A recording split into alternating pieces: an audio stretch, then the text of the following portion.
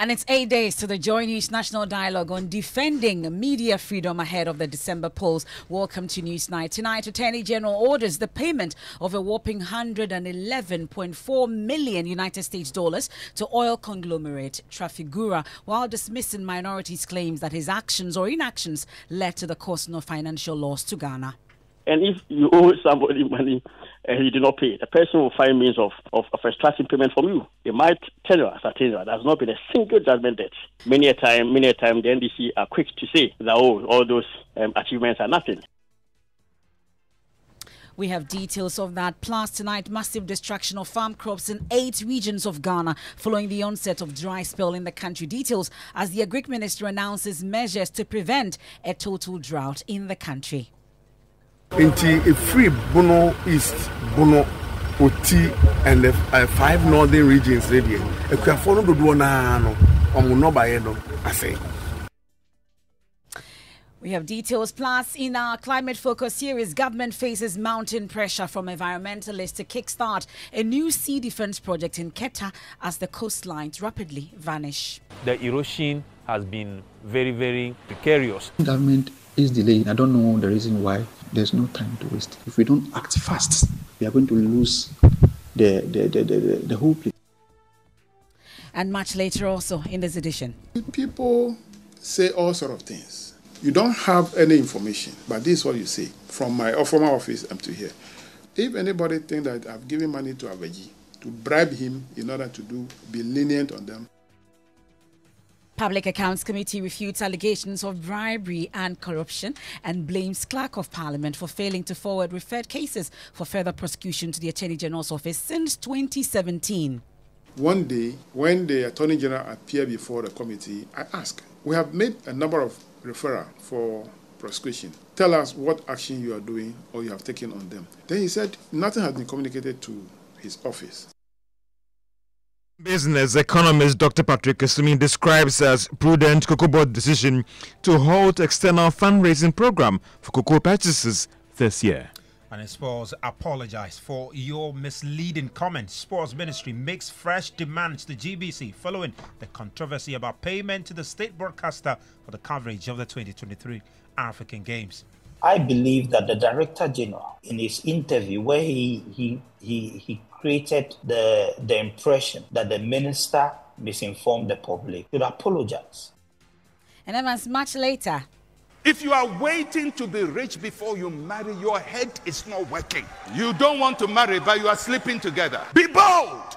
Marry. Set the date. If you are afraid of veil, don't veil. If you are afraid of gown, don't gown. Well, that advice that's generating a lot of talk among the youth. What do you think? You want to join us with your thoughts? Your comment is via WhatsApp 055-1111-997. We are live on X Spaces. We're on Facebook, myjoyonline.com. Also live on Love 99.5 FM in Kumasi. We're back with details after this break. Thanks for staying with us here on Newsnight, here on Joy 99.7 FM. I am Emefa Apau, and I'm here with Evans Mensah. Now, let's talk about the situation when it comes to farms and the onset of dry spell across some 8 regions. And the Agric Minister tonight, Brian Champon, says its preliminary assessment reveals massive destruction of farm crops in 8 regions following that onset of the dry spell that we've been talking about. The prolonged lack of rain has left farms parched and crops withered. Some farmers in the northern regions say they are struggling to salvage their dwindling harvest. Take a listen. It really is pathetic because after the tractor came to plow and I put the condemn, then I saw just a slight rain came and the maize started germinating. And since then, we have never seen this at all. This year is the first time of this thing. We have never seen this kind of thing again. And even because of this, was it 3 days today? They made all the Muslims to pray. Some prayed in town, and then they went to the town park, prayed, but still. First, I applied first because of the rain. I didn't get it well, so we. Tractor applied second one. So you plow for the second time? I applied the second time. So the same thing, the rain. That is why the thing bent like that. So I was planning maybe the rain, maybe by all means. So I'll get some small. You want to plan for the third time? Yeah, no. I applied the second time with that. Yes, it's affect my packet. So first I buy the scissors. So I apply first.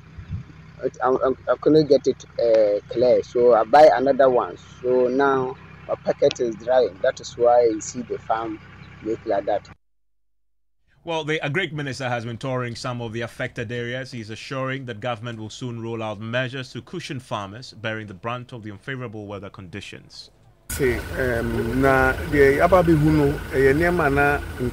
received weekly reports on the state of the dry spell in the northern regions. Before the farming season began, the meteorological agency informed us of the onset of the dry spell, but we didn't anticipate it would last this long or impact crop production to this extent.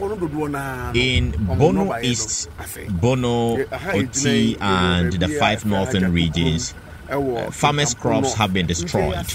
As a ministry, we must intervene and assist the farmers who lost their crops due to the dry spell.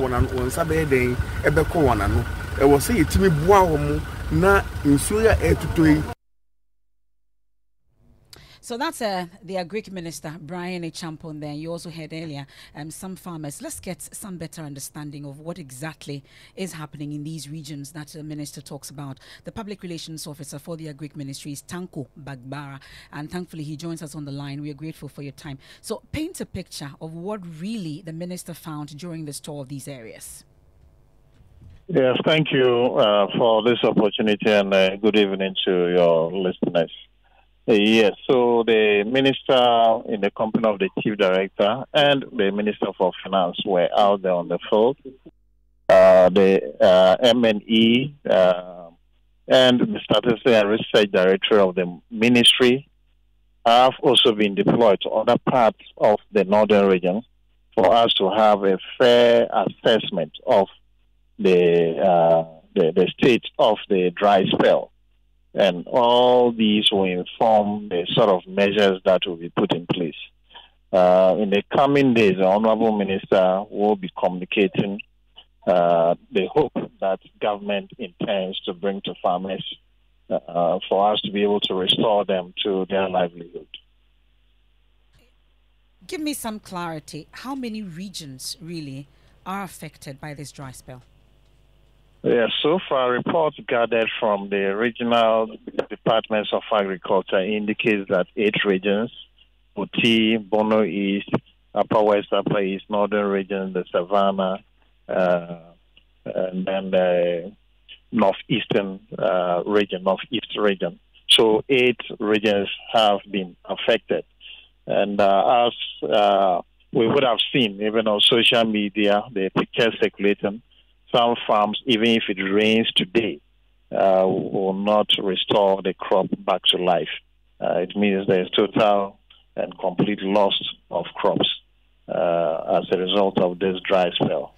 That notwithstanding, the ministry earlier in a few weeks ago started advising farmers not to carry out some agronomic practices, such as application of fertilizer, some weedicide, and then adopt better cropping practices.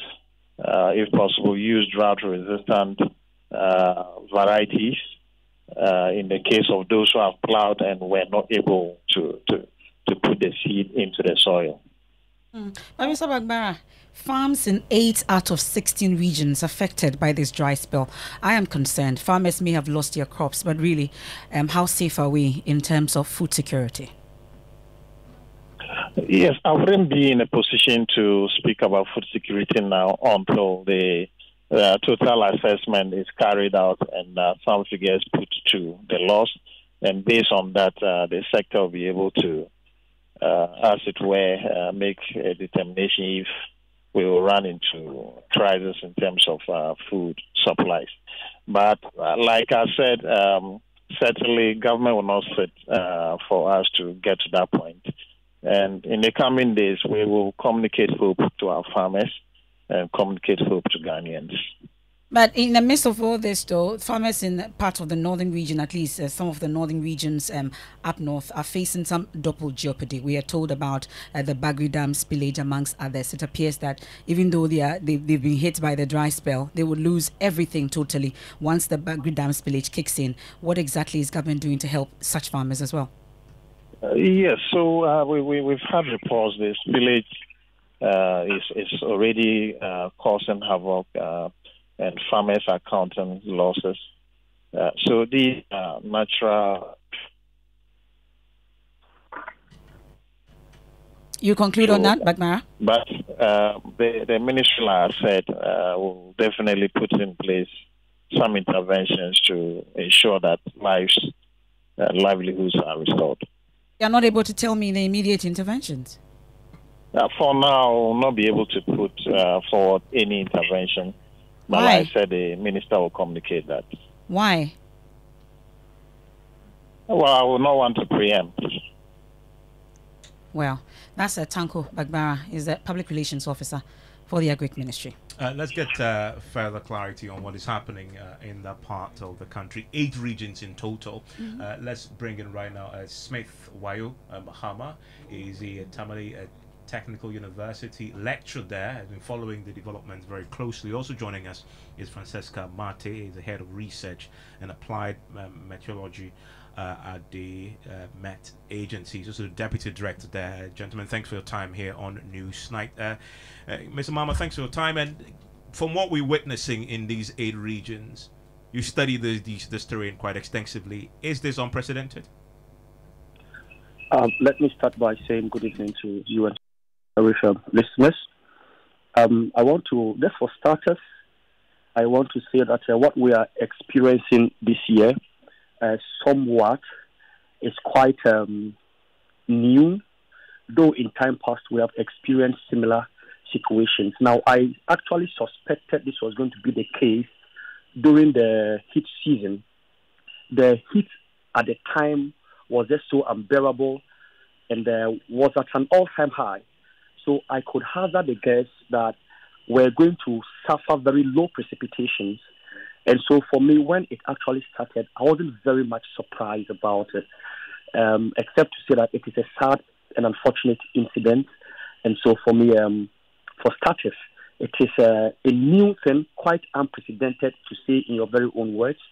And we should quickly find out ways by which we can address this problem as soon as possible, because it poses a serious threat to the country at large.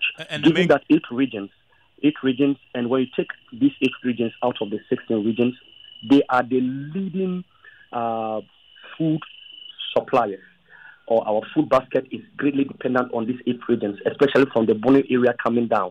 And so if all these regions are a part of it, then there is danger looming us in the face, to say the least. What's your assessment on what this will mean for food security? Yes, so so on the issue of food security, like I just stated ab initio, the fact is that 8 regions having to suffer this means automatically, inadvertently, that our food production this year is going to take a nosedive.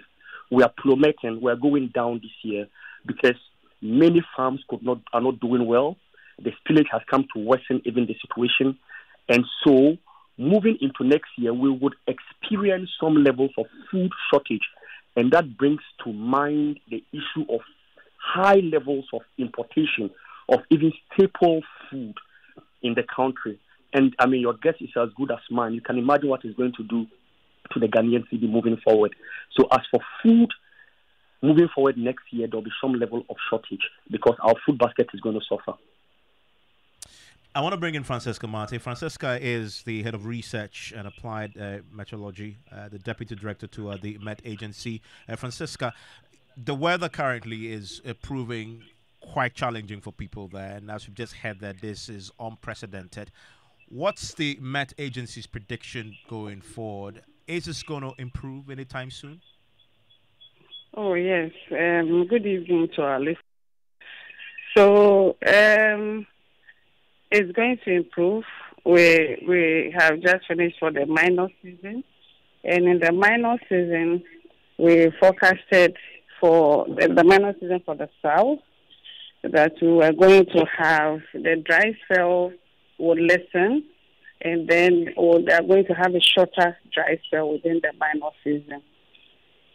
So for the coastal places, and then the middle belt up to this place, we expect to have a normal to late precipitation, and then the amount of rainfall we expect to have normal to long, above normal rainfall. So for these 8 regions of the north, you expect that the weather will change for the better, some rains will come in soon? Oh yes, oh yes. When are you predicting this will kick in? This has started. It has actually started. In fact, we're hearing reports of some flooding too in some parts of the regions already. Yes. You expect this? In the beginning, for the south, major season for the south, we forecasted late onset, early cessation. So it was giving us a shorter length of season. And then within that, we're forecasting long dry spell, which actually happened. And for the north, it was the same. But for the extreme northern fringes, we were expecting normal to above rainfall. And so it is now occurring, and that's the flooding we are seeing. So is the dry spell over? Some places can have patches. But for the minor season, yes, we are going to have shorter dry spells. And with the onset of the rains, how heavy is it going to be? Because we're already hearing reports of floods. Is it also going to cause havoc? Or for the north, it's one long season. But for the short, 8 degrees and below, that's when we have 2 seasons, the major and the minor. So for the north, there's a continuation of their rainfall. For farmers who are listening to you right now, what advice do you have for them with the onset of the rains? So for the farmers who are listening, when we go there, we go with crop research specialists, we go with the MOFA directors and their AEAs to give the advisories. So we don't go alone and just give rainfall and leave. It is a whole bouquet of advisories that we give them. So now we are expecting the rainfall to come, but we have a shorter season left. By October, November, the season is coming to an end for them. So again, with this range, we would have to find variety which have shorter span to be able to stand the rest of the rainfall. And there's a conversation now about what interventions government can put in place now to mitigate the impact. Any suggestions? From where we are going, as we are getting the floods, the major thing is to get our people irrigation systems. But that will be a long term. But that is the way forward. Francesca, thank you very much. Francesca Mate, the head of research and applied meteorology at the Met Agency, so the deputy director there, and we'll be having a conversation about the impact of this on food security. 8 regions tonight, if you're just joining us, have been hit by prolonged drought. We've heard from a technical expert who's telling us that this is unprecedented. They haven't seen this extent of dry spell in the 8 northern regions before, and thankfully, Francesca Mate with the Met Agency saying that the dry spell is over, the rainy season is approaching, but it's also causing... But can the farmers salvage their goods is also the key. Fundamental question. Yeah. Let's bring in the Executive Director of the Peasant Farmers Association of Ghana, Besma Kowusu. Besma, thank you for your time here on Newsnight. Give us a sense of the extent of farmlands affected by the prolonged drought. Yeah, hello, Evans, and good evening to our listeners. As at last week, when we put out this information regarding the extent of drought, we were looking at a lot of farmlands around the upper west region, almost all the farming districts over there. We're looking at the northern region, Savannah region. We're looking at parts of the Upper East region, because apparently there's some part of Upper East that was enjoying some good rains. And then we're looking at areas around the transitional zones. So the Bono, the Ahafo, and then the Bono East area too, we also have some spells of no rain. Just about a few days ago, about 2 or 3 days ago, we were getting reports from our farmers that they were experiencing some rains in this part of the country. I know as of yesterday, we had some rains around northern Ghana, northern region, around Upper West, Upper East, and part of the Bono region. But the issue is that for some of the farms, the rains are not enough to salvage their level of growth. Most of them have failed. Normally when you plant, there's a point in time where the plant needs a lot of rain for it to mature, and for you to be able to apply your chemical, your fertilizers. Some of the plants have gone past that stage, and they have been stunted. So no matter how well it rains, there's no way those plants can be salvaged. There are others too that they are at the point of producing their crops, and at that point too, they would have needed some rain to be able to give you the right yield. Because of the delay, they are also not anticipating to get good yield from those crops. So you could tell that even though it has some rain, they are not enough to salvage the situation. Because 1 month or 2 months of no rain is quite a long time for the plant not to be able to grow well. Mr. Note, I'm curious, are you able to give us numbers in terms of the farms and the farmers that have been affected in all this? To be honest with you, when we started this exercise, we were trying to get the farmers to give us the number of acreages that were lost due to the crop failure. So initially, we were getting farmers who were putting their acres, some were 100, 80, and we were counting to the thousands of hectares. And we got to a point that, you know what, this exercise is a utility. It appears that most of the farming districts were affected.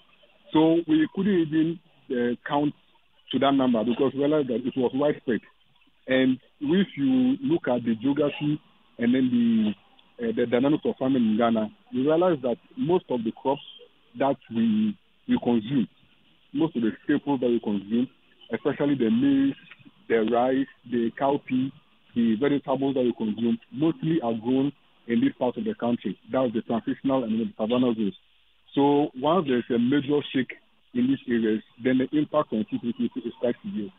And that's the shake that we are hoping we could get some more answers to. Considering what you've been able to produce over the period, do you think that we have enough to be able to cushion us in case there's a drought? To be very honest with you, looking at the level of dry spell we experience and the level of crops that are failed, it will be quite difficult to assure the nation that farmers will be able to produce enough to meet the demands of the country.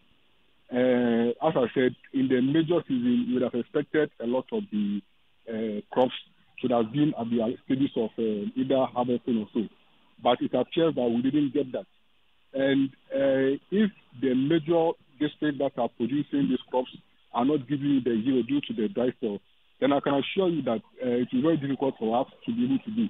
The only hope that we have is that once some of the rains have begun in some areas, the forecast indicates that it might continue for a while. So if farmers can quickly salvage their situation and replant, and with the expectation that the weather is quite favorable, then we can salvage the situation to a point. But if we are still experiencing this intermittent rains, then I'm afraid that the situation might be worse than we anticipate. Is there a looming food shortage? Currently, with how things are going, I can predict that prices of food will be quite high. I can predict that we will have quite low productivity because we will not be able to get the needed yield as we desire. And I can predict that prices of food will go up very high. So that I can predict. We're grateful. That's a Bismarck K. Usunote. He's the Executive Director of the Peasant Farmers Association. And that's the situation when it comes to food. And you'll be going to the market, keeping an eye on this, particularly yam. I love yam, and you know yam comes from the north. And we've heard from the technical experts. And your beans as well. Of course. It's the bread basket for Ghana, and so that is why it's raising quite a bit of a scare on this. Share your thoughts with me if you're affected by this and you're in one of the 8 regions. Send us a WhatsApp 05511119997. And tonight there is controversy over who should be held responsible for the latest controversy surrounding the Wopen $111.4 million. And that's something we'll get to shortly. Against the Republic of Ghana by a district court in the United States of America. We'll be hearing tonight from the Attorney General, and he'll be speaking to us on this also tonight. Business is here with the very latest too. Now, environmentalists are intensifying pressure on the government to begin work on the Keita coastlines to prevent the city's total collapse. They warn that the government's continued delay in starting sea defense projects in the Keita municipality could result in the complete destruction of the area within a few years. In 2022, the government secured approximately $150 million to protect 3 coastal communities, including Keita. However, a year later, environmentalists lament no visible progress.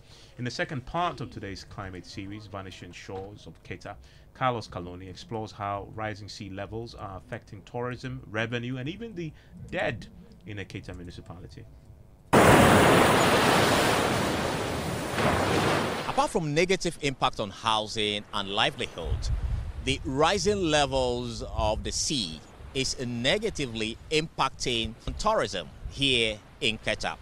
The owner of this facility tells me how devastating the recent tidal waves have been on his facility. The cost is very tremendous. First, we are losing clients, so no income is coming. It's a loss. In my case, in an attempt to protect the facility from being destroyed totally, as I stand now, I spent close to 1 million cedis to get this facility standing here. James Akoli is a former assemblyman and a tour guide of this fort. The state of the fort now is due to the rising sea level at that time. In 1980, the sea came and destroyed part of the fort. 3/4 of the fort has been washed into the sea. So it has declined the number of visitors that come into the fort. At the Keita Municipal Assembly, officials lament climate change's devastating impact on revenue generation. Ransford Owusu is the Assembly's finance officer. Truly, this tidal wave things normally, when it do happen, affects the business premises of the various businesses along the coast, and it does affect our property rate collection and then the collection of business operating permit from the various businesses that are along the coast. When we go to the market for revenue mobilization, you see that a lot of the farmers which hitherto were coming to the market, they no more come again. Despite these devastating challenges, many, including environmentalists, strongly believe practical steps can be taken to reverse the trend and protect lives, livelihoods and property. I believe that something can be done. With my own experience, by dumping these boulders, what I have seen, it can be done. We have relied heavily on this rock sea defense protection, and that has really destroyed the marine environment and coastal biodiversity, aside not being able to solve the problem that we seek to resolve. The new trend is about the hybrid, where we can do a little of what the rock and the boulders, they should do it. The hybrid gives them the opportunity to still have access to the beach and go on with their daily activities like fishing and farming. In 2022, the World Bank approved a $246 million project to strengthen coastal resilience in West African countries, including the Gambia, Ghana, and the Guinea-Bissau. However, Joel and Fiatui believe the government's slow approach to the work shows it doesn't appreciate. We are waiting for government to start doing the work along the Keta coast because of late the erosion has been very, very precarious. Government is delaying. I don't know the reason why. I'm sure it's the usual bureaucracy. There's no time to waste. If we don't act fast, we are going to lose the whole place. The dead are equally paying a huge price. Solomon Kwashi, who died somewhere in 2021, his tomb is sinking, and he's just one of the thousands of tombs that are sinking due to the rising levels of the water. So apart from the living, the dead are equally paying a high price of the climate change impact here in the Keta municipality of the Volta region. My name is Carlos Caloni for Joy News. And our Climate Focus series is brought to you by Youth Bridge Foundation and Climate and Development Knowledge Network. It's time for business. George Riafe is here with his new phone. George, what's up? What's in business? Well, coming up in business, economist Dr. Patrick Esumi describes as prudent Cocoa decision to halt external fundraising program for cocoa purchases this year. And City Post first weekly appreciation against dollar in recent times as local currency continues with its good run. The business news on Newsnight is brought to you by MTN Business. Welcome to the new world of business. Interstanks and Pepsodent Herbal and Charcoal.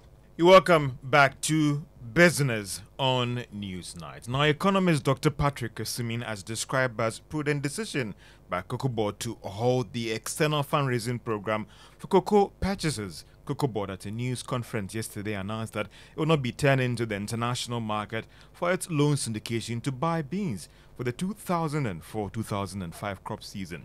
And Dr. Esumi notes that this decision couldn't have come at a better time.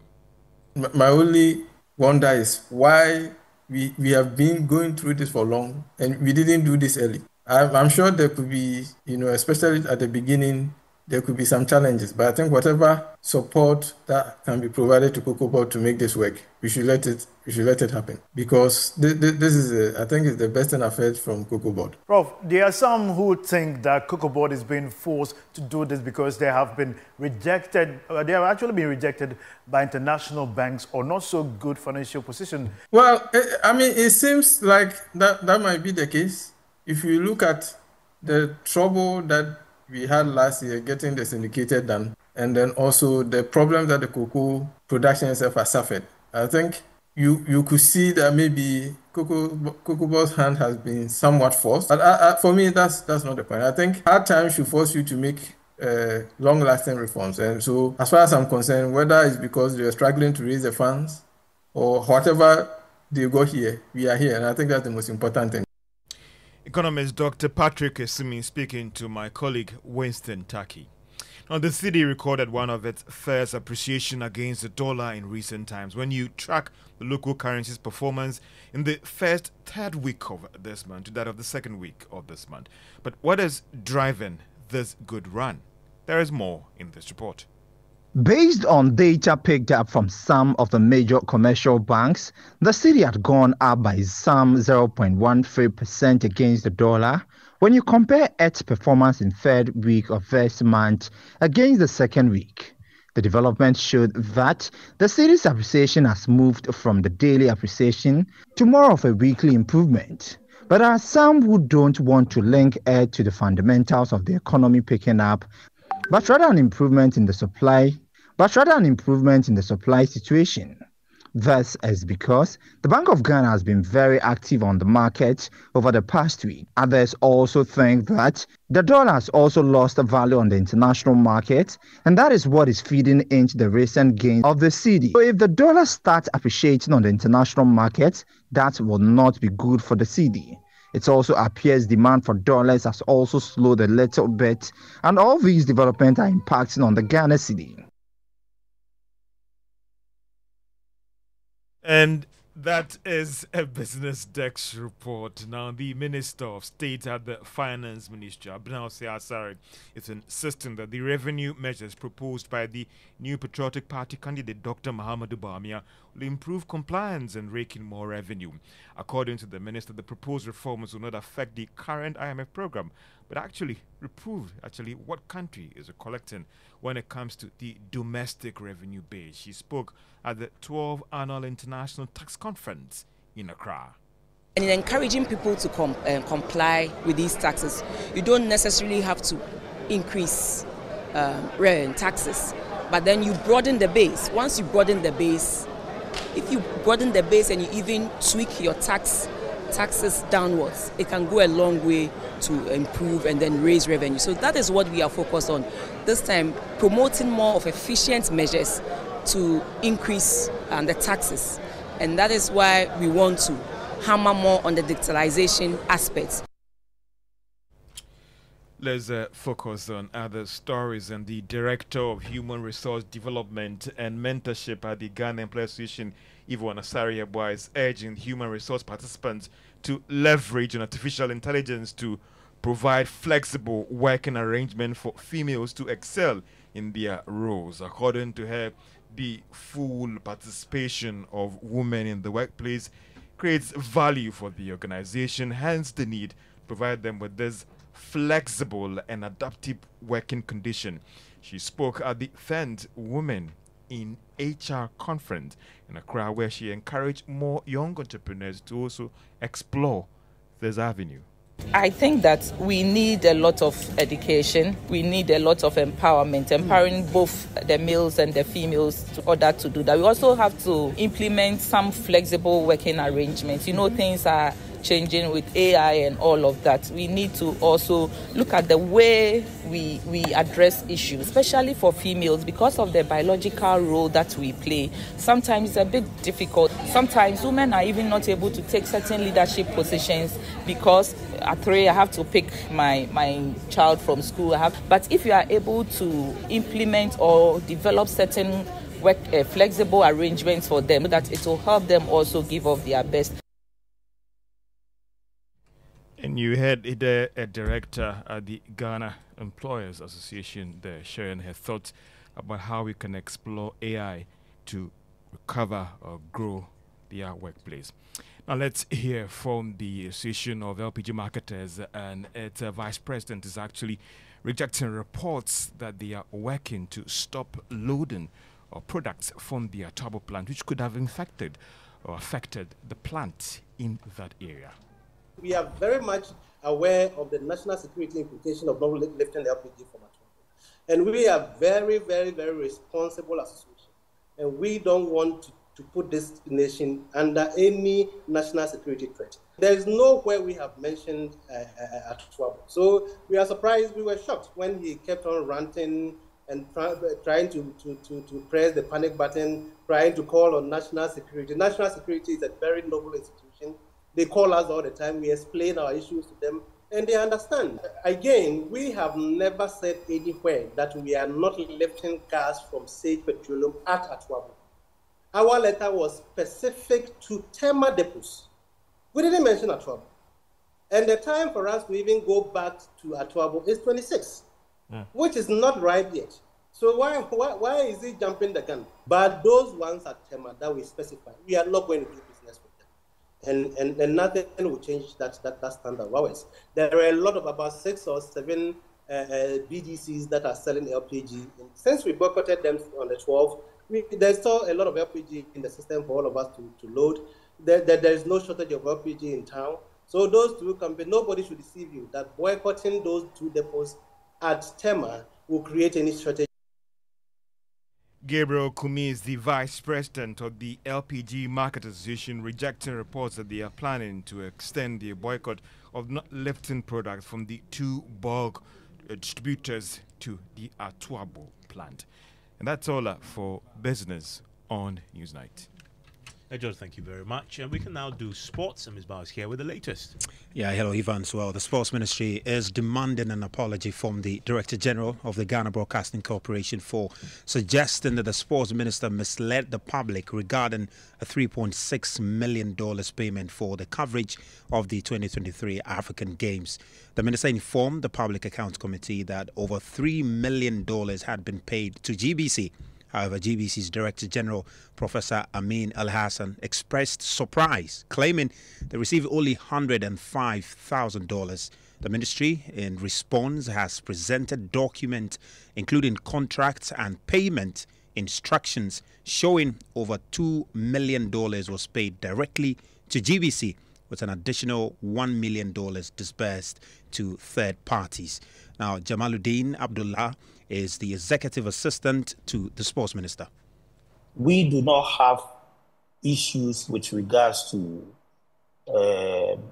GB. We have not seen any contrary fact that says that GBC claims we have not fulfilled our part of the bargain. And on this note, I believe that the Director General, in his interview, where he created the impression that the minister misinformed the public, should apologize, because the evidence that is out there, I've seen people have intercepted documents, letters that were written by the Ghana Broadcasting Corporation, signed by the professor himself to the Ministry of Youth and Sports, demanding for payments, which the ministry obliged. So with the evidence available and the evidence in the public domain, I believe we should be asking the Director General questions. That's Jamaluddin Abdullah, the executive assistant to the sports minister. Now, GBC is dispelling claims that some of their technicians who worked on the games have still not been paid. They insist that there are no outstanding payment and that all the workers were paid 100 cedis daily. The statement was directed to the Public Accounts Committee.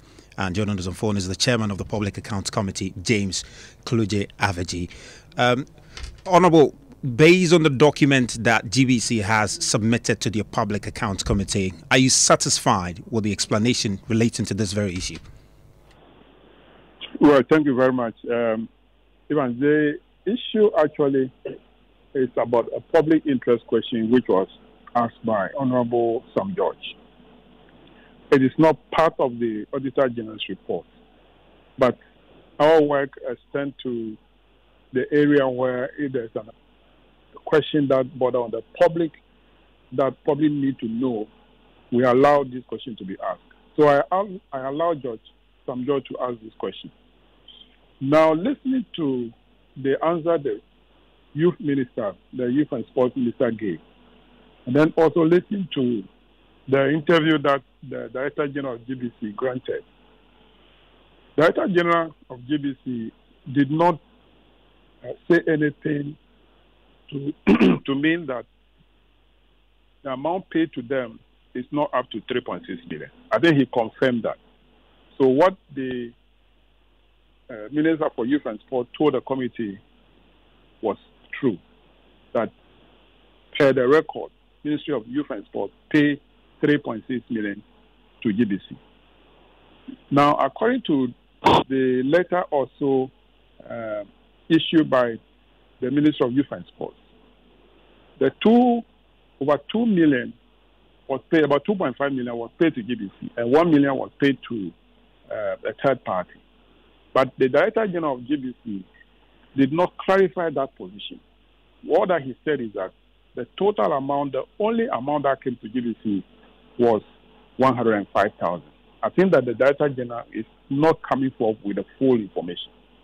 If he has explained at that interview that yes, we received the entire 3.6 million from the Ministry of Youth and Sport, but because we also engage a third party, we have transferred the money to the third party, that would have settled the matter.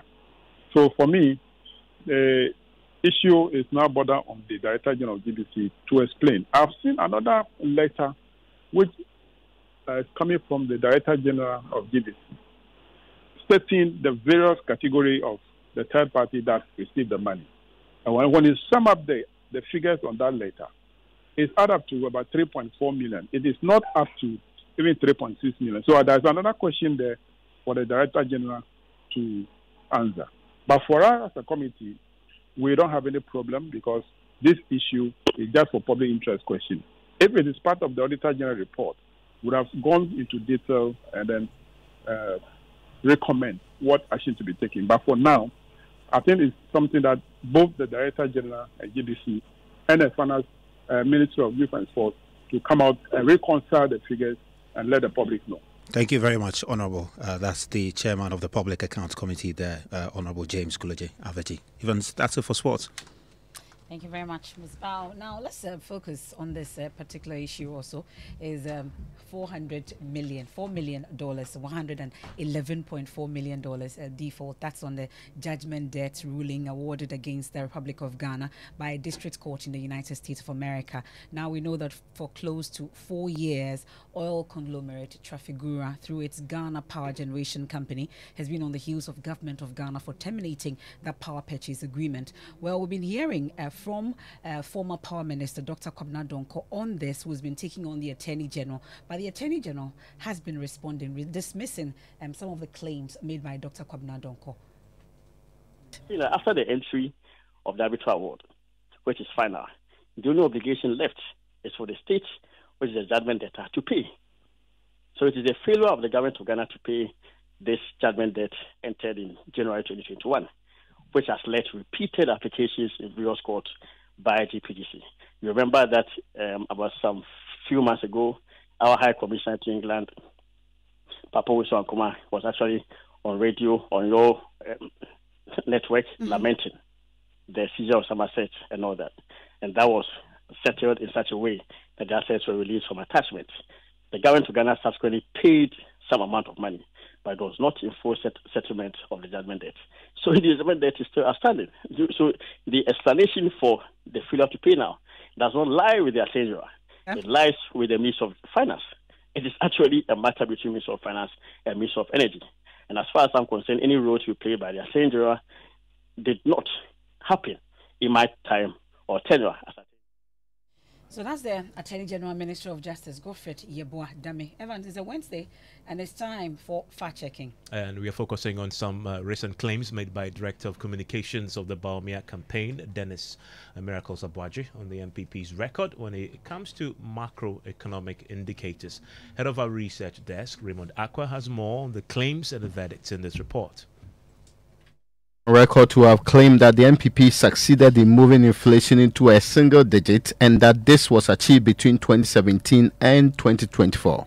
One of our main objectives was to move our inflation to a single digit, which we succeeded in doing between 2017 and 2024. Now, it is true that single-digit inflation was achieved in 2018 and 2019. For 2020 and 2021, the annual average inflationary rate was single-digit. The NDF figures were above single-digit.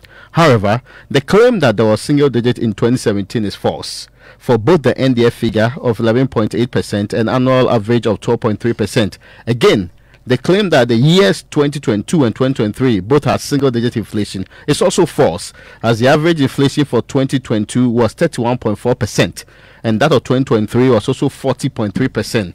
Therefore, the claim that single-digit inflation was attained from 2017 to 2024 cannot be true for the years under review. And that's fact-checking. Watch what you say, because we'll be fact-checking that. We can end by focusing on something that Mesotable has been talking about and that has excited a lot of people. I want to ask you a question first. Please do, go ahead. When you got married, did you have everything? Were you rich? Ask me. Were you like this? I Were want you to enter the conversation. I knew you. Somebody has called me. Exactly. They've heard your voice. So Evans, yes, when you were married. No, I wasn't rich. I wasn't rich at all. In fact, I didn't even have a house at the time. I mean, what's about had a house at least, or had a room with and a bench. I had no place at all. Wow. Nothing. Yes.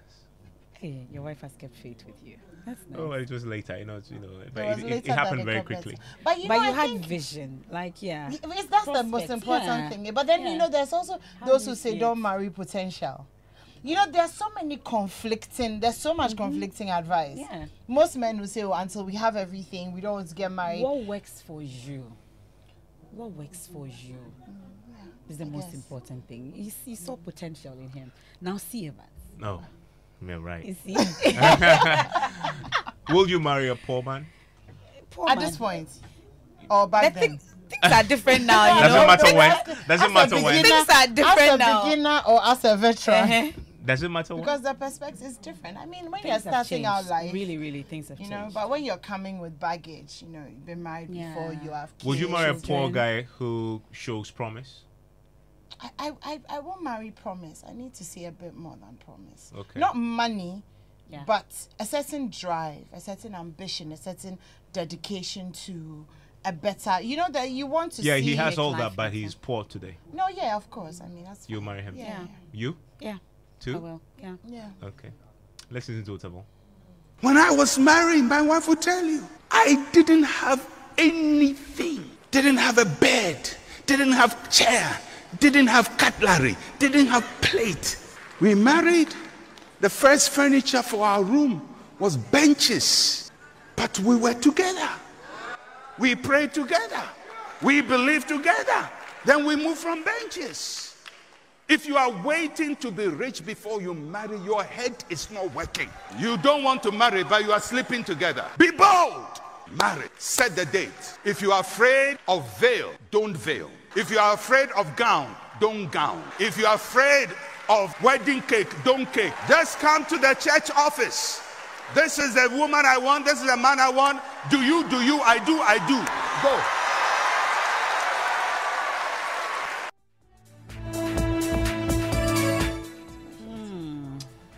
Well, an interesting conversation indeed. Yes.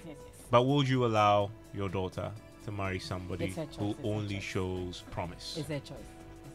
Yes, Not my decision to make. It's her choice, but it also depends on where she is as well.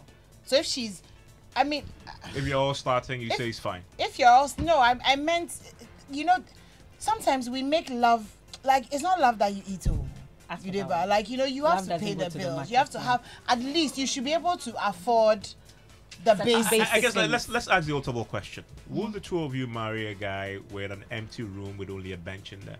A bench. A bench, but I paint it white.